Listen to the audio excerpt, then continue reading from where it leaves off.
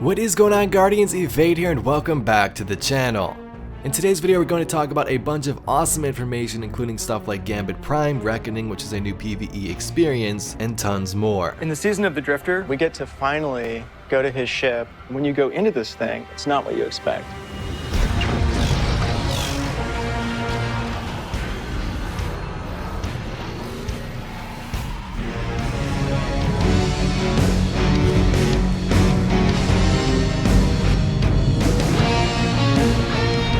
So welcome back to the channel. Guardian Season of the Drifter is upon us next week, and we're going to have a bunch of new activities to dive into. So this brand new season and annual pass content releasing next week will give us a better look at the Drifter's character and what he's trying to do in the background. Since Forsaken, he's been telling us to play Gambit, collect those modes, bank the modes of darkness, but what was the point and what was his ultimate goal? So Season of the Drifter is going to allow us to go inside the Drifter's ship called the Derelict and explore more of his mysteries. So you can see from this scrolling thing at the bottom here, it says Season of the Drifter begins for all players, of course, next week. There's Gambit Prime, which is the new Gambit game mode, the Reckoning, which is the PVE experience, Invitations of the Nine for the annual pass owners, an exotic quest, another exotic quest, and the last thing there is the Revelry, which is a new event much like the Dawning or Crimson Days, and that will arrive sometime this spring. So when you first jump into the expansion, like I said, you will visit the Drifter, talk to him, go inside of his ship, but we can also see he will have these bounties in his inventory called Power Surge Bounty. This is super exciting because let's say you're low light and you're like, hey, I might not enjoy this expansion because I can't get into the content because my light level is so low. Well, these specific bounties were created for that reason. It says complete public events and destination bounties throughout the system. Grants power 640 gear on completion. So the point of a Power Surge bounty is to bring your light up to 640 and allow you to experience a Season of the Drifter with everyone else if you haven't been playing in a while. Now we'll talk about Gambit Prime more in a little bit, but you can also see there's set bounties for that, as well as the normal Gambit bounties, which we've had since Forsaken released. So in this Vidoc, Bungie explained the two main new modes, Gambit Prime, which is the Gambit experience, and the Reckoning, which is a PvE experience inside the Drifter's ship where we interact with the Nine. Now the cool thing about this is that these modes are kind of linked together. So you'll start with Gambit Prime, then you'll go into the Reckoning, get some of that higher tier gear, and then you can take that right back into Gambit Prime, which will definitely give you an advantage and improve your skill set compared to other normal Guardians. So what is Gambit Prime and what makes it so different compared to the normal mode we got within Forsaken? Well, this mode is going to be one round, so the games may be a little bit quicker, but the stakes are definitely higher and so are the rewards. So shorter game times for sure, but the thing you definitely have to be aware of is that players can now drain enemy motes. Focus into this one short, intense experience. A couple things have changed. A few very important elements that can swing matches too. First of all, players can actually drain motes from an enemy team. Additionally, there's new mechanics during the Primeval phase that asks people to work as a group, almost like a raid, in order to actually DPS the boss and win. Something that's also pretty cool that Bungie added this time around is certain armor sets for certain roles. Now there are 4 of these in total, and they are as follows. Reaper, which is the Guardian that focuses on killing combatants. Then you have Collector, which collects motes. Sentry, which focuses on taking out the Taken. And the Invader, who invades.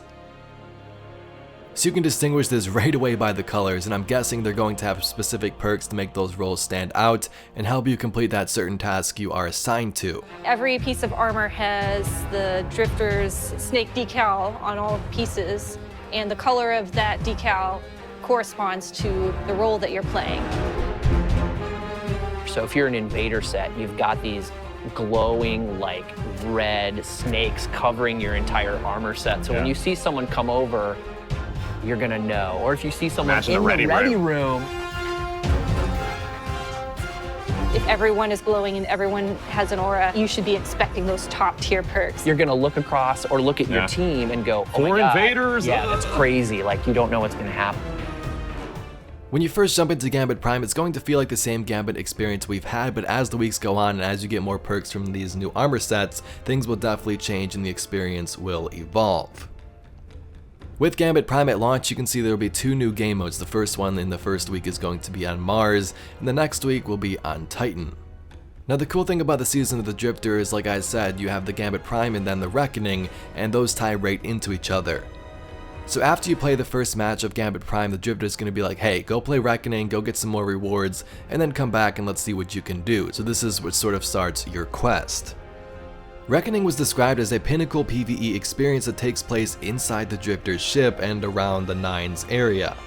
There are 3 different tiers of difficulties and the timer will be counting down, which sort of reminds me of the Haunted Forest, but you have 3 different tiers here, and obviously the higher you go, the better rewards you're going to get. At first, you're only going to have access to Tier 1, and then Tier 2 and Tier 3 will slowly unlock. It gets more and more chaotic. And there's a Killing timer everything you counting can, down the whole timer time. counting down. So every week, as you play through Reckoning, you're going to come out with more and more pieces of armor for Gambit Prime. Next, something that's been in the roadmap for a while, is not really anything new to us. There is Gambit Private matches available for those who choose to participate in those. You see here you can adjust game type, map, rounds to win, encounter variants, value targets, and invasion. So you can make your own tournaments, just mess around with your friends, and have a fun time exploring the maps. So I know some of you are excited about the new weapons, so let's take a look at some of those you can earn from the Gambit experience. The first one is called the Spare Rations Hand Cannon. Now I'm not sure if people have data mine perks or anything like that yet, so all we have is the images at this moment. You then have the Soul Survival Sniper Rifle, and the Doomsday Grenade Launcher. So over on Bungie's site, they also detail some of these new Pinnacle weapons shown in the trailer and what they are called and what they do. So when we jump in next week, all of our ranks are going to be reset in the Crucible, Gambit, and also Vanguard. At the height of these ranking systems, Guardians will find rewards that double as implementations of Destruction and also trophies. So we can see here the Reclusive SMG, which is available for the Crucible. With this, kills with any weapon improve this weapon's damage for a short time. Next, the Oxygen ISR-3 for the Vanguard. Dragonfly deals more damage based on the number of precision hits made beforehand. And lastly for Gambit, the 21% Delirium. Kills increase this weapon's damage until it's stowed or reloaded. So let's talk about some more stuff about the 9 and a new secret quest from the Drifter, which is going to be pretty crazy. So there's something called an Allegiance quest, which was previously known as Joker's Wild Weekly quest before they changed all the names around. This quest will invite you to choose between the Vanguard and the Drifter. We can now pick a side to progress through the quest from their perspective. This pledge is character based, so if you have more than one Guardian, you can play both sides if you want, and make sure you choose wisely. Now that is super cool. I made a video probably in the last week or two discussing Shin Malphur and the Drifter and how we're probably going to be forced to choose a side, and it looks like this is happening right here. Now it isn't really Shin Malphur, it's more the Drifter and the Vanguard, but still same type of idea. Next we have the thing that was once upon a time referred to as Xur Bounties. This is now called Invitations of the Nine and will be an exploration of the Nine and their mysterious place in this universe. The path for this will begin with Xur on Friday, March 15th.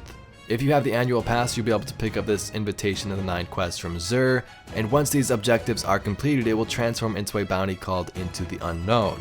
These will be available to complete once per character, similar to the bounties back in Forsaken for completing an activity with a full gear set. So you can get these week over week for 9 weeks, and then you can collect new lore and powerful rewards from them. So what about all that Thorn information we've been talking about the last couple of weeks? Well, Thorn will be available to start as early as week 2. Now hopefully that isn't a quest that's time gated over various weeks like there was in Black Armory, but if we can get our hands on that thing as early as week 2, that's definitely going to be pretty exciting, and I can't wait to see the last word in Thorn comparisons.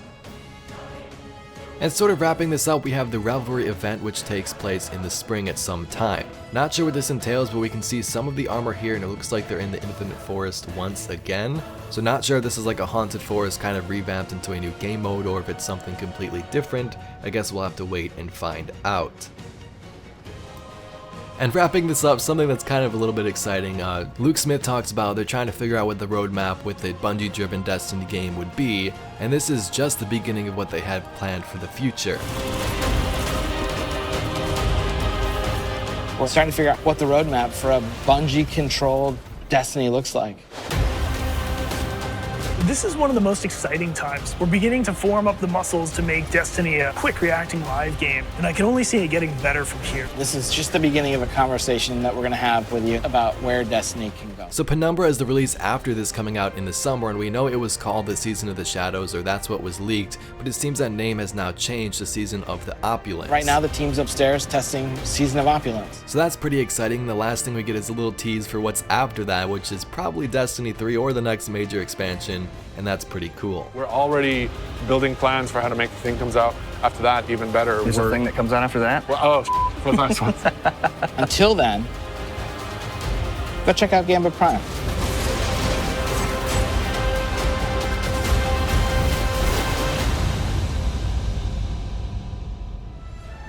But Guardians, thank you so much for tuning into this news video about the Season of the Drifter releasing next week. Definitely stay tuned to the channel and subscribe if you are not to get some more Drifter information, as we will be diving into his secrets very soon. Anyway, thank you so much for watching. My name is Evade, and I'll catch you Guardians in the next one.